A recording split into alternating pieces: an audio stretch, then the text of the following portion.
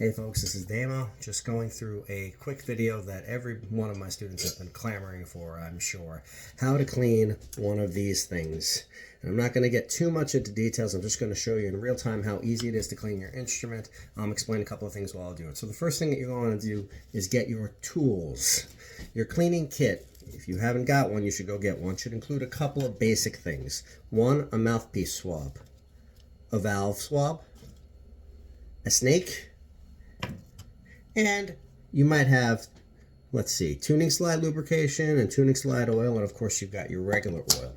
One of the things that I like to incorporate when I'm cleaning my trumpet as well is a couple of cotton swabs, and I'll show you what that's used for in just a couple of seconds. So the very first thing you want to clean is your mouthpiece. Why? Because that's the thing that you stick your mouth on. And gosh, this thing can get dirty if you leave it alone for too long. So what you do, you can use a little soap if you want to. This is the only part of the instrument that I recommend using any soap at all, just to clean out some of that stuff. You simply put it on the swab a little bit, get some water on it. I'm sure you can hear that. This is all you do. In and out of the mouthpiece on both sides if you can, so that you get inside that little area right there, that crevice where a lot of stuff gets stuck. And if you look on here, you're really not going to see too much because I do tend to keep my mouthpiece pretty clean. I clean this roughly every day, except the days that I forget. Try not to forget. Okay. Once it's clean, put it on the side. You're good to go. The next thing you want to do is you want to pull your instrument apart. Just get everything off. You know, you don't necessarily have to do everything in order, but I find that over the years, have just kind of built up in order. Now, I'm not a person that knows all the proper names for everything. I've never been one of those technical people with understanding all the ins and outs of my instrument, so I use very basic and generic terms here. But I do know what this thing is called, and I'm about to show you.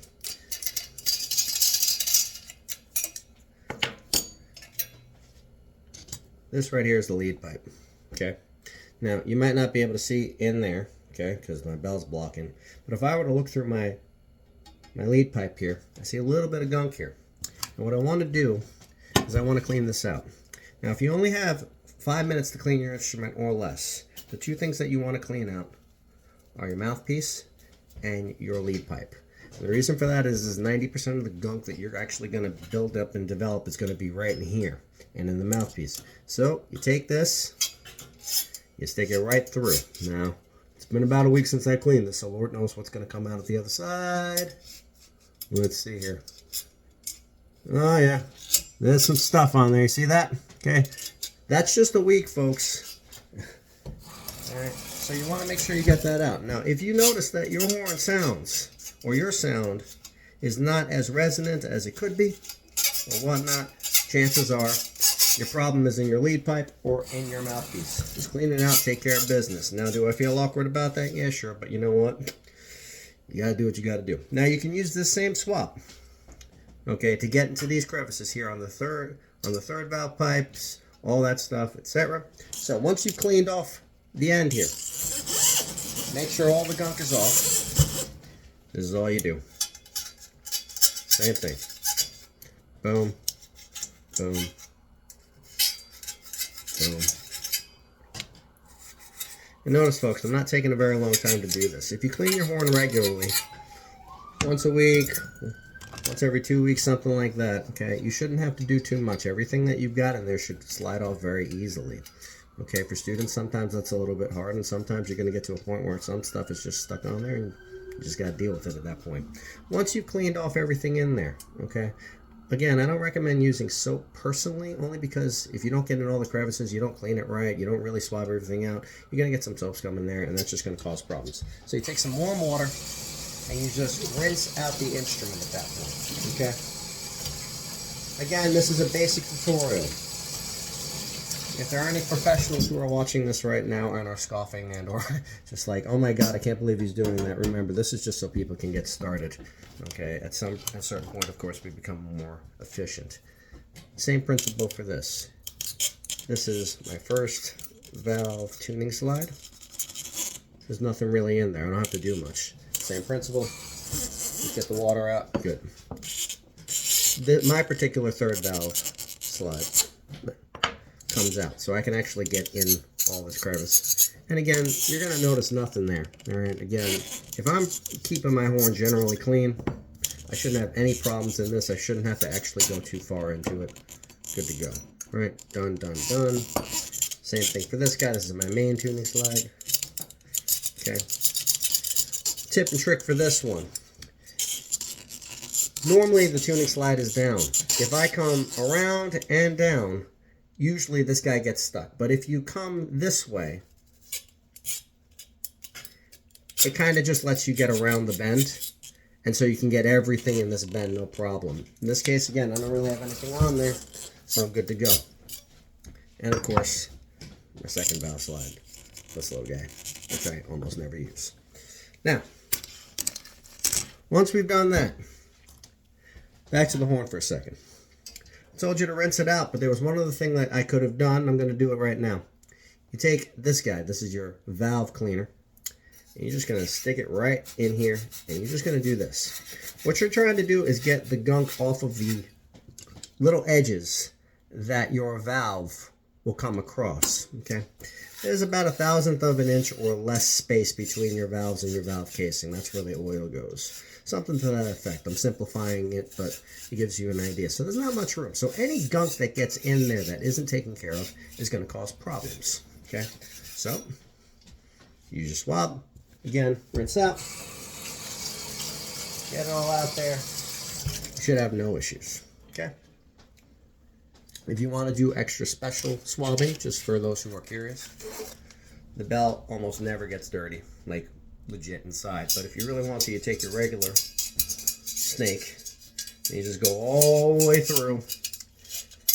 And when you push through, just watch in this valve right here, this first valve there, because the swab will come out there. You want to make sure that it doesn't scratch the edges. If there's anything in there, which there usually isn't, you're good to go. So, that being said, now that we've done that, let's keep going. Cotton swabs. Cotton swabs are simple. You want to just give them a quick wet down. Okay.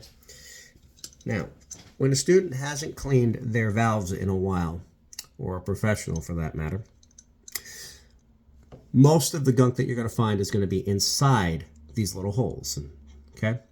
But a lot of it will also be found right on the edges, and this is where a lot of people have a problem if they're oiling their valves, but they keep on having to oil it. A lot of times the problem is just on the edge here. And a quick tip, if you happen to be on, you know, a concert or a gig or your school play or whatnot, what you do is you just take a little towel or something like that. If you know that you got a couple of seconds or a couple of minutes, and you literally just do this. Just get those edges, re-oil your valve, and you'll find that it will give you a lot more life until you get a chance to clean your instrument. Now on this cotton swab, you can see some gunk there. All that is, that's actually not algae or anything. That's just dried up oil, okay? Just stuff that had to come out. I don't have a lot of that on the instrument, thankfully. Again, if you oil your instrument every day or close to it, you won't have a lot of this. And you can tell simply by how clean that is. I don't have a lot of stuff dried up on there. Okay, so let's get the other two valves taken care of really quickly.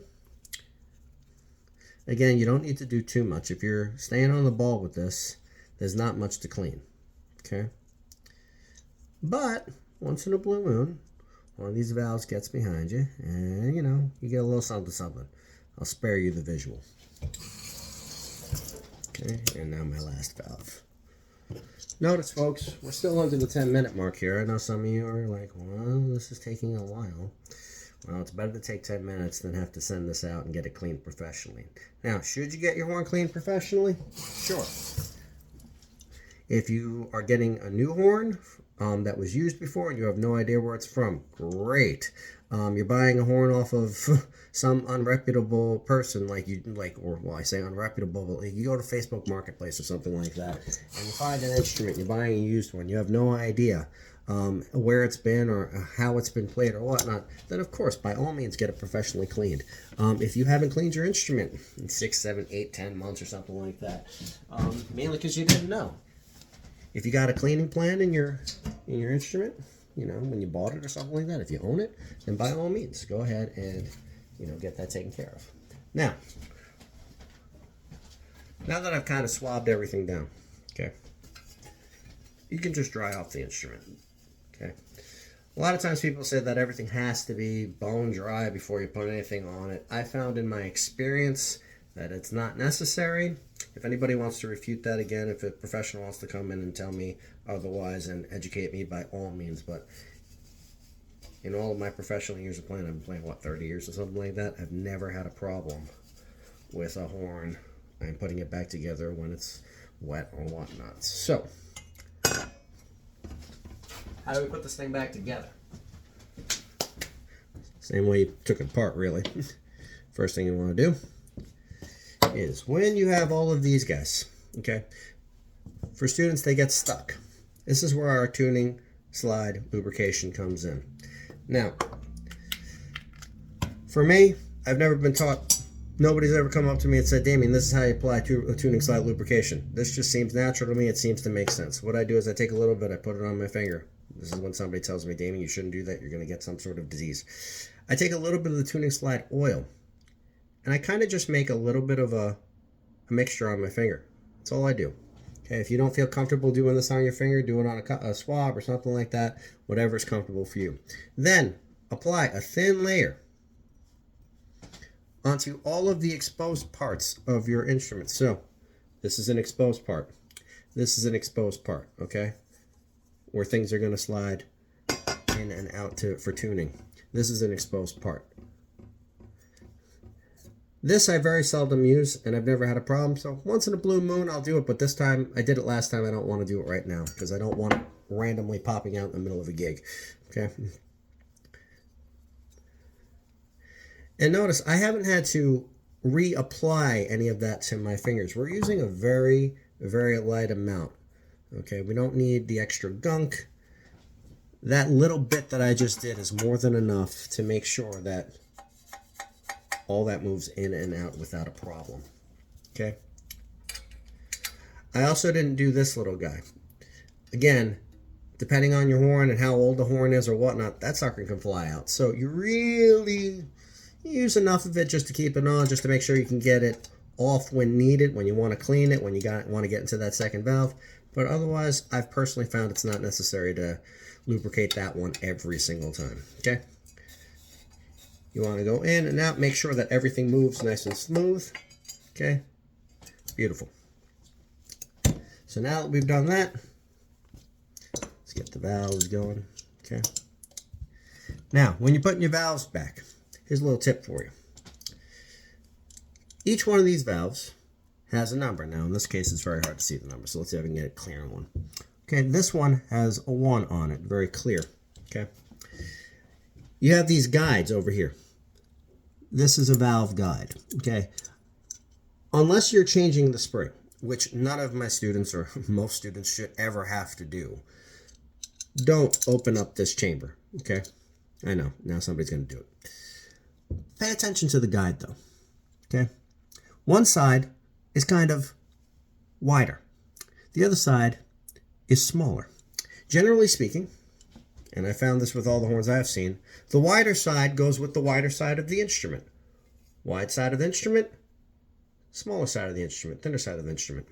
So I have my guides going in that direction, and they should just lock in place, okay? Once your valve is in, okay, for those who don't know how to oil their valves properly, who have been doing it the valve cap method, okay, which to this day, on very, very rare occasions when I've only got 4 measures to change my, oh goodness, I'm having a moment here. When I only got like 4 measures to oil my instrument in the middle of a gig, and there's a problem, I'll still use it, but I really don't like doing it because it gets my tucks dirty. So once the valve caps are in, again, you don't really got to clean those too often. This is all you do. You take your valve, like so, and all you do is, you don't have to pull it out, but imagine it was in right now, in like halfway in, like so, because you don't need to actually pull the valve out to do this. And all you do is you just oil the larger silver side of it, so to speak. You don't need to get in the holes. A lot of students I see will actually go inside the holes like this. Not necessary. It doesn't do anything, just lubricates the part that you spit out, I guess. You don't need to oil up here. Not necessary. That doesn't touch the valve casing. You see that there's a large space there. Okay? All you need to do is oil this part. Okay? I like to do this after I've cleaned the instrument, kind of get it around, up and down a little bit. And then what I do is I give it a second coat of oil. Okay? And by doing that, it just makes sure that from the get-go, I don't have to worry about this valve getting stuck on me for at least a couple of sets. Okay? I do this, of course, with all 3 of my valves. Which one is this one? Oh, goodness. 4. Great. No. That one's a bit faded, as you've probably surmised. Okay? So how do you know when to clean your instrument? Okay, especially if you've been cleaning it or whatnot. Okay, whenever your sound doesn't sound as vibrant as it could, you should clean your mouthpiece every day. Okay, ideally, end of the day or whatnot, start fresh every single day. That way, you know that the input device to your instrument is always on point. Okay, and then once everything is golden here,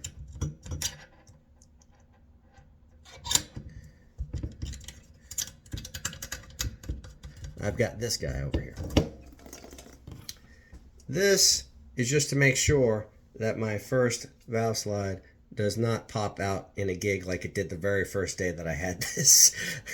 So I had to go and get one of these guys. This is like a little rubber band, so to speak, that keeps everything in place. Okay. Put that in. And it's still very easy to move everything. So now you can hear everything's working. And this is the true test of whether or not I've done the job right.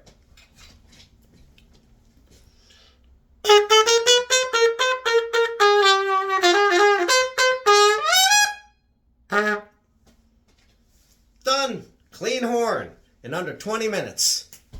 Have fun, y'all.